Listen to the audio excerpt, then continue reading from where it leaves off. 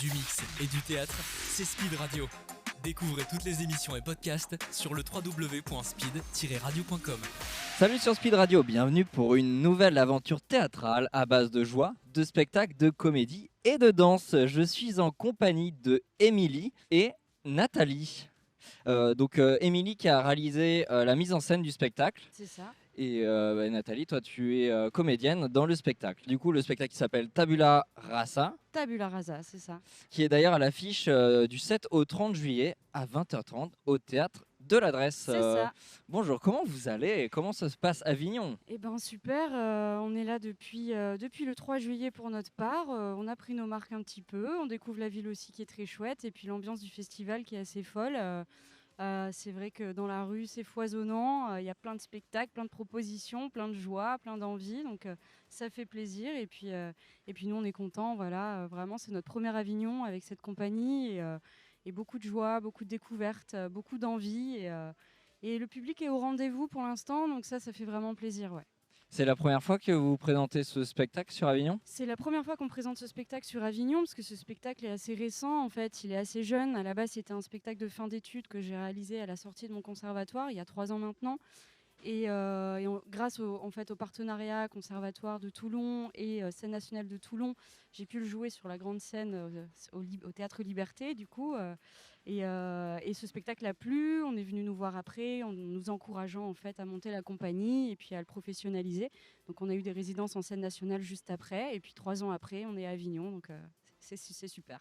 C'est plutôt inné ou acquis de présenter ce spectacle sur Avignon 2022? Et ben ça, c'est le gros débat. Il faut venir voir le spectacle. C'est vrai que Tabula Rasa, c'est un concept philosophique qui part du principe que est-ce que c'est l'expérience en fait qui nourrit et qui construit l'âme humaine, ou est-ce qu'il y a de l'acquis, est-ce qu'il y a de l'inné, voilà. Et nous, on propose quelque chose. Et après, c'est sûr, on en discute. Mais C'est vraiment le concept de l'inné ou l'acquis, parce que le Tabula Rasa, c'est bien ça, je sais jamais comment on le dit. Voilà, c'est un concept philosophique qui explique qu'à notre naissance, notre cerveau est comme vierge et c'est l'expérience qui fait c'est ça. que on fait des choix en fait. Voilà. Le Et qu'on choix se est construit. dû au fait de l'expérience.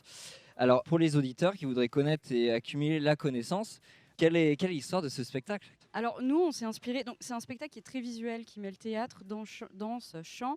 En fait, on assiste à la naissance des 7 péchés capitaux, qui au début naissent neutres au monde et à la scène.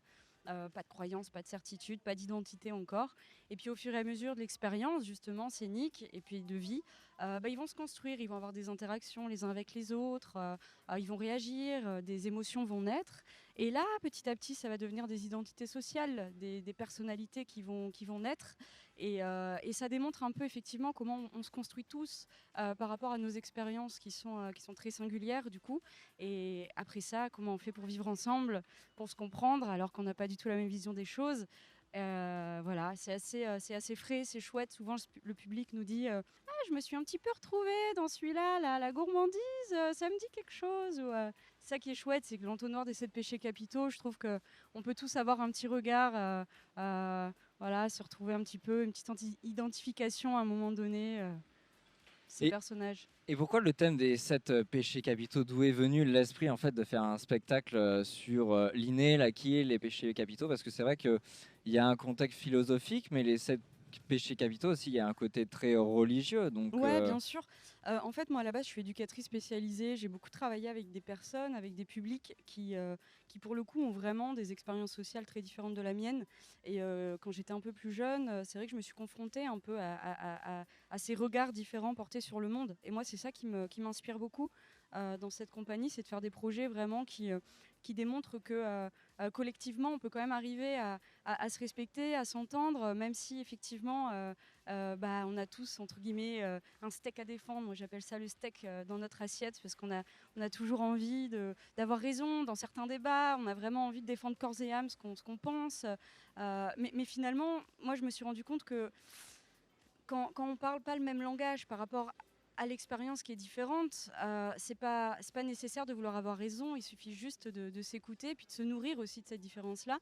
Et pourquoi les 7 péchés capitaux? Parce que je trouvais que ça faisait un chouette entonnoir, justement, dans toutes ces différences-là. Là, on rencontre l'avarice, la gourmandise, la luxure, la paresse, l'orgueil, l'envie, j'en oublie un.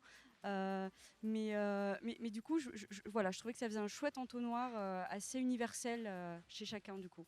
Pourquoi 11 comédiens sur scène? Parce que je crois qu'il y en a 11, hein, c'est Mhm. ça? Et pourquoi 7 péchés capitaux? Ah ah, effectivement, parce qu'en fait, il y a ces 7 êtres-là qui vont naître à la scène et au monde, neutres et qui vont se construire petit à petit.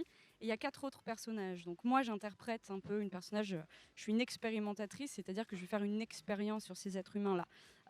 J'ai avec moi 2 humanoïdes, 2 robots qui sont en réalité des danseurs.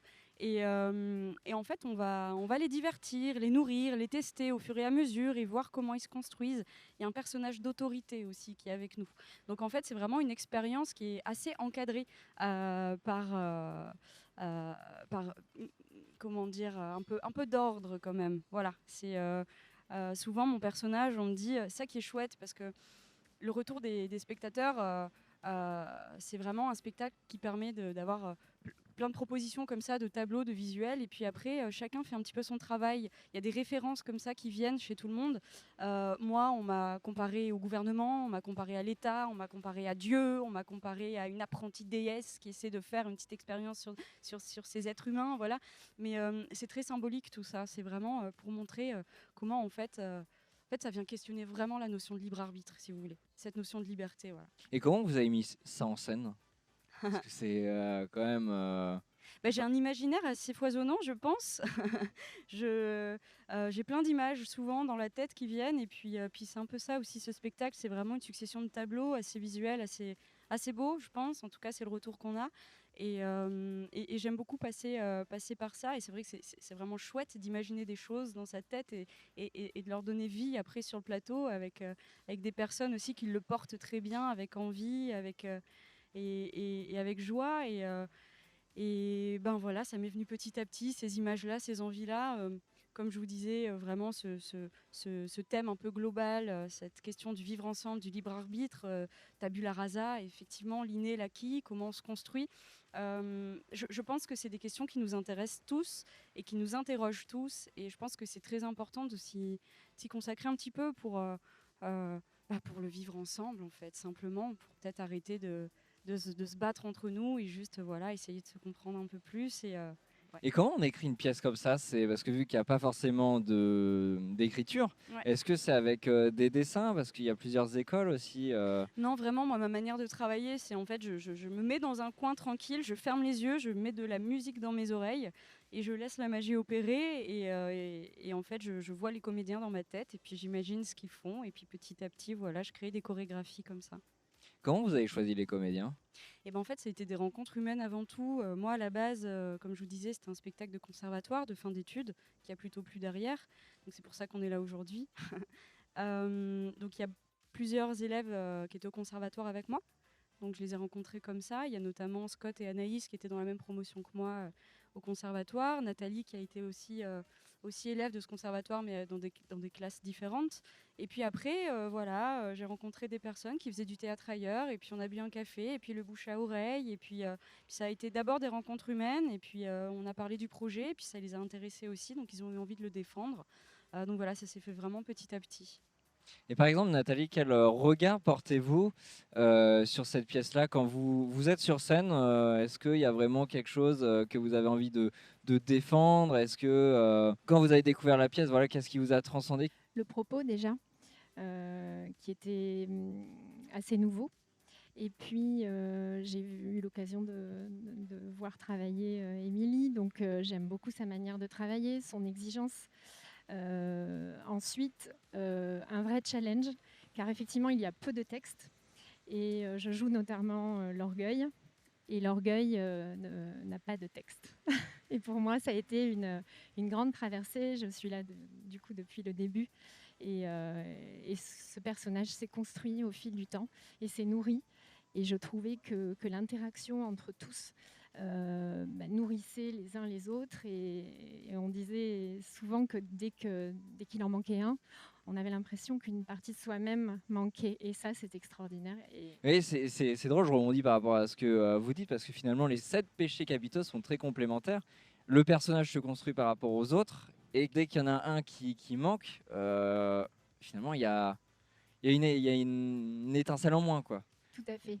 Et ce que vous disiez tout à l'heure, qu'est-ce que m'apporte ce spectacle? C'est vrai que, étant donné qu'il est très visuel, alors au-delà du fait qu'on se sente dans la lumière, parce qu'il y a des lumières magnifiques, euh, on a l'impression de transmettre cette lumière.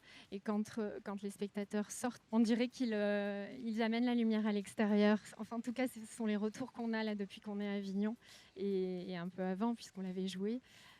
Et c'est formidable. Et on a même eu l'occasion de le jouer dans un beau domaine en extérieur, sans technique. Et les gens nous ont dit, il n'y a pas de technique, il n'y a pas d'éclairage, mais vous êtes dans la lumière et la lumière, on la reçoit. Donc je crois que là, c'est très fort. C'est beau, ouais, c'est très de dégager des ondes positives comme ça. Mais je me disais aussi, pourquoi défendre ce point de vue philosophique de l'acquis? Pourquoi pas l'inné? Ça, vraiment, c'est un débat qui est complètement ouvert. Moi, avec plaisir, j'en discute avec tous les spectateurs à la sortie, parce que je peux avoir des idées là-dessus aussi qui sont un peu plus personnelles. Là, ce que je propose, c'est vraiment quelque chose d'un peu plus global, un peu plus universel. Là, c'est vraiment mes expériences professionnelles qui m'ont nourri de ça. Je suis arrivée au début, mes études d'EduxP, j'avais, je sais pas, 20, 21 ans, et puis moi, j'avais vraiment, pour moi, la vie, c'était comme ça, j'avais mes idées nettes, précises. Quand quelqu'un d'autre n'était pas d'accord, je disais, mais si, mais regarde, et je voulais à tout prix lui montrer qu'il avait tort et que j'avais raison.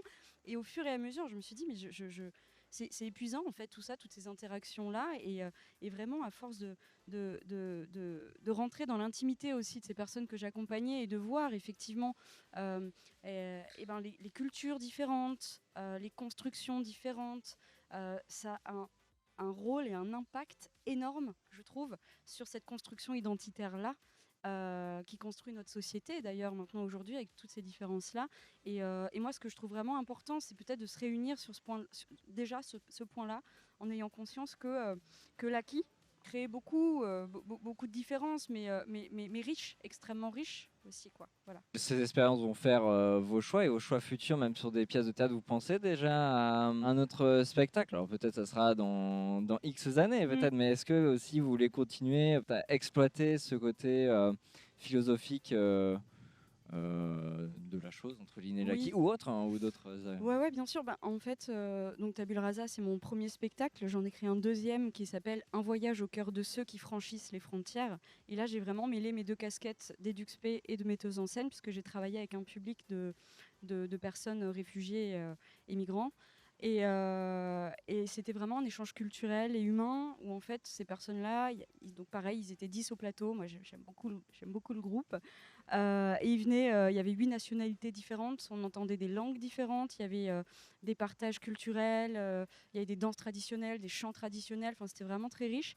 Et justement, ces comédiens-là, du coup, qui ne sont pas du tout professionnels, puisqu'ils sont venus en France pour des raisons parfois très délicates, très violentes, très difficiles. Et là, c'était vraiment un lieu où ils pouvaient vraiment exprimer, en fait, soit témoigner, parce qu'il y en a qui avaient envie de témoigner de leur voyage. Donc ils expliquaient, Zabi Khan par exemple, qui vient d'Afghanistan, qui expliquait que voilà, sa traversée a été compliquée, qu'il a traversé la forêt pendant 12 jours, 12 nuits, il n'avait rien à manger, rien à boire, il buvait l'eau des arbres, il mangeait les feuilles, l'eau de la pluie et les feuilles des arbres plutôt. Et en fait, c'était un groupe très riche aussi par rapport à toutes ces différences-là, et pour le coup, ces langues aussi extrêmement différentes. Et encore une fois, ce langage corporel était très présent, puisqu'il y a des personnes qui ne pouvaient pas parler français, et donc c'était par d'autres biais qu'ils pouvaient vraiment interagir et s'exprimer, en fait, et avoir cette écoute-là du spectateur aussi. Donc ça, c'était mon deuxième spectacle qu'on a joué 2 fois sur la scène nationale de Toulon, et puis à Marseille aussi, dans le cadre de la Biennale des écritures du réel. Et là, effectivement, j'ai d'autres projets. D'abord, je laisse Avignon se passer tranquillement. C'est déjà, c'est déjà fou. Et ouais, je suis en train d'écrire un jeune public, en fait. On en saura plus d'ici peu, j'imagine. Mais alors, il y a un endroit où on peut suivre justement vos projets? Ouais, on a un compte Facebook. C'est la compagnie Navarasa. Voilà, donc vous pouvez nous rejoindre dessus. Et Instagram, oui, voilà. Et Instagram qui se nomme? Diffusion-nava-rasa. Et si en 3 mots, si par exemple vous ben, deviez décrire votre spectacle? Visuel, chorégraphique, frais. Comment? Ça fait 3 déjà. Philosophique et politique. Voilà. Et oui, aussi, effectivement. On retrouve ce spectacle au théâtre de l'Adresse, donc qui est joué du 7 au 30 juillet à 20h30. Vous avez des jours off? Oui, le mardi. Le mardi, donc tous les mardis. Très bien, en tout cas merci d'être passé sur Speed Radio. Merci beaucoup. Et puis comme on merci dirait à vous. merde. Pendant un mois, c'est Speed Théâtre qui t'emmène dans les coulisses du Festival Off d'Avignon.